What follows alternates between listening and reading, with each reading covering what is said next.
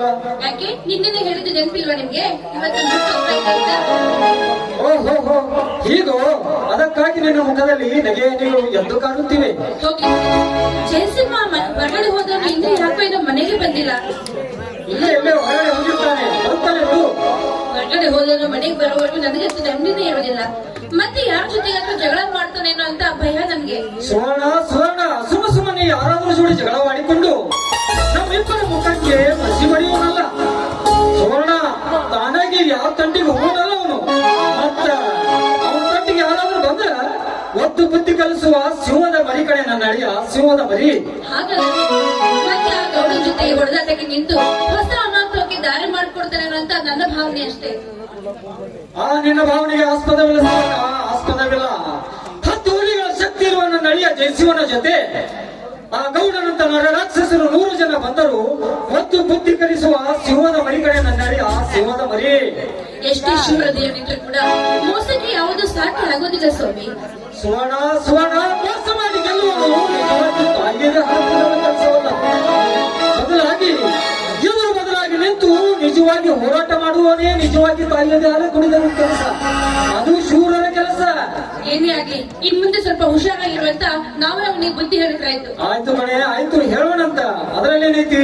ಸರಿ, ಬನ್ನಿ ಊಟ ಮಾಡಿ ಆಮೇಲೆ ತೋಟಕ್ಕೆ ಹೋಗೋಣ. ಸುವರ್ಣ, ಇವತ್ತು ಊಟಕ್ಕೆ ಏನಾದ್ರೂ ಸಿಹಿಯಾಡಿಗೆ ಮಾಡಿರುವೆಯಾ? ನಿಮ್ಗೆ ಇಷ್ಟವಾದ ಗಸಗಸೆ ಪಾಯಸ ಮಾಡಿದೀನಿ ಗೊತ್ತಾ? ಓಹೋ, ಸಕ್ಕರೆ ಹಾಕಿ ಮಾಡಿದ ಪಾಯಸಕ್ಕಿಂತ ಸಕ್ಕರೆ ಹಾಕದ ಸಿಹಿಯಾಗಿರ ಈ ನಿನ್ನ ಪಾಯಸ ಮೊದಲು ಮಾಡದೆ. ಹೋಗಿಪ್ಪ, ಇನ್ನೊಂದು ಬೇರೆ ಗೊತ್ತಾಗ್ಬೇಕು. ಸುವರ್ಣ ಸುವರ್ಣ, ಹುಡುಗಾಟಕ್ಕೆ ಹೊತ್ತು ಇಲ್ಲ ಸುವರ್ಣ. ಮೊದಲು ನನ್ನ ಮನ ತಣಿಸುವಂತೆ ಒಂದು ಇಂಪಾದ ಗೀತೆ ಹೊರಹೊಮ್ಮಲಿ ಈ ನಿನ್ನ ಮಧುರ ಕಂಠದಿಂದ.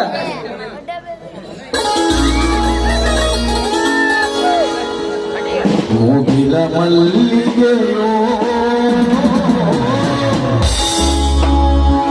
ಗಗನದ ತಾರೆಯೋ,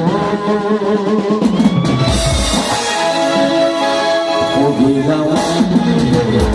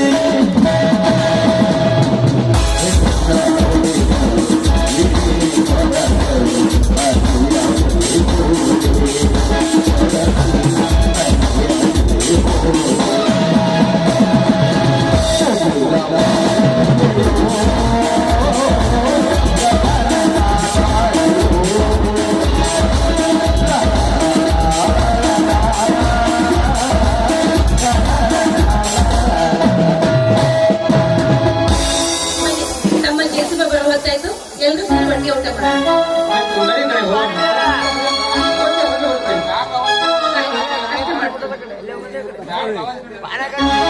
ಮಾಡೋಣ.